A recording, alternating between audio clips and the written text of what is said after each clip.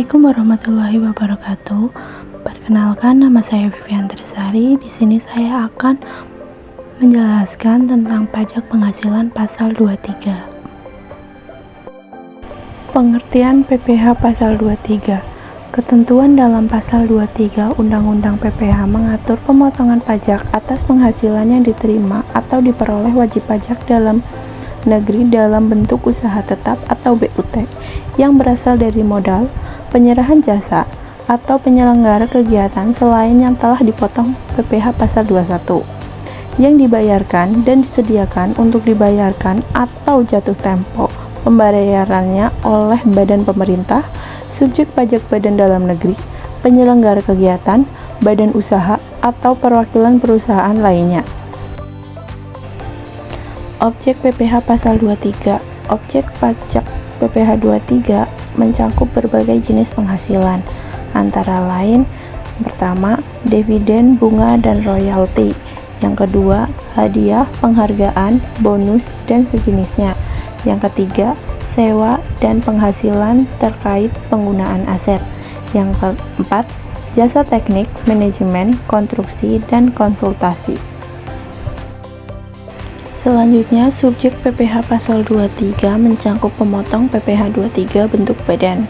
Yang pertama, badan pemerintah; yang kedua, subjek pajak badan dalam negeri; yang ketiga, penyelenggara kegiatan; yang keempat, bentuk usaha tetap atau BUT; yang kelima, perwakilan perusahaan luar negeri lainnya. Selanjutnya, subjek PPh pasal 23 mencakup pemotong PPh 23 oleh orang pribadi meliputi akuntan, arsitek, dokter, notaris, pejabat pembuat akta tanah atau PPAT, kecuali PPAT tersebut adalah camat, pengacara, dan konsultan yang melakukan pekerjaan bebas. Orang pribadi yang menjalankan usaha yang menyelenggarakan pembukuan atas pembayaran berupa sewa. Wajib pajak orang yang pribadi ini hanya melakukan pemotongan pajak penghasilan pasal 23 atas sewa selain tanah dan. Selanjutnya, pengecualian pemotongan PPh pasal 23. Yang pertama, pembayaran kepada bank baik secara langsung maupun berulang. Yang kedua, sewa dalam sewa guna usaha dengan hak opsi tidak dikenakan PPh 23. Yang ketiga, dividen atau laba yang diterima oleh perusahaan terbatas, koperasi, BUMN atau BUMD. Yang keempat, cadangan laba yang ditahan dan kepemilikan sahamnya minimal 25% dari modal yang disetor. Yang kelima, bagian laba yang diterima anggota dari badan usaha tertentu seperti perseroan komanditor, firma, atau koperasi. Yang keenam, sisa hasil usaha atau SHU yang dibayarkan koperasi kepada anggotanya. Yang terakhir, penghasilan dari jasa keuangan yang berperan sebagai penyalur pinjaman atau pembiayaan. Selanjutnya, tarif PPh pasal 23. Yang pertama, tarif 15% dari jumlah bruto untuk dividen kecuali kepada wajib pajak orang pribadi dikenakan final. Yang kedua, bunga dan royalti. Yang ketiga, hadiah, penghargaan, dan bonus selain yang sudah dipotong PPh 21. Yang kedua, tarif 2% dari jumlah bruto untuk: yang pertama, sewa dan penghasilan lain terkait penggunaan aset kecuali sewa tanah dan bangunan; yang kedua, imbalan jasa teknik, manajemen, konstruksi, dan konsultasi; yang ketiga, jasa lainnya sesuai dengan ketentuan PMK nomor 141 per PMK.03/2015. Yang ketiga, tarif khusus untuk fintech berdasarkan PMK nomor 69 per PMK.03/2022. Yang pertama, fintech dalam negeri 15%, yang kedua, fintech luar negeri 20%.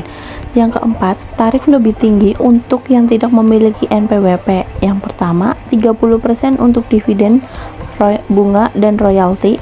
Yang kedua, 4% untuk jasa tertentu. Yang ketiga, 50% untuk hadiah atau undian.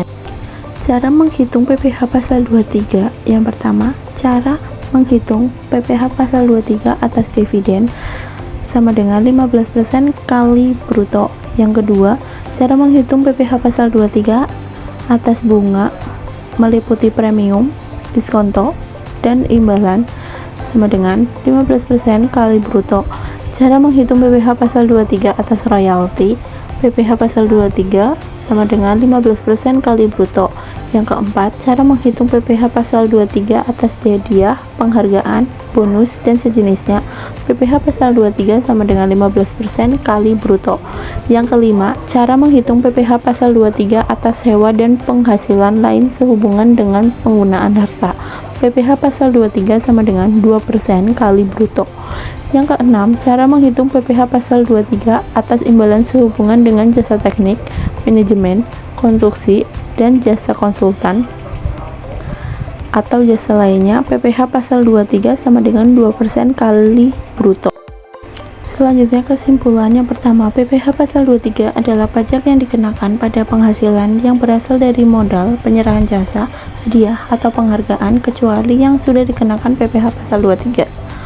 Pajak ini dipotong oleh pihak yang memberikan penghasilan kepada pihak yang menerima penghasilan.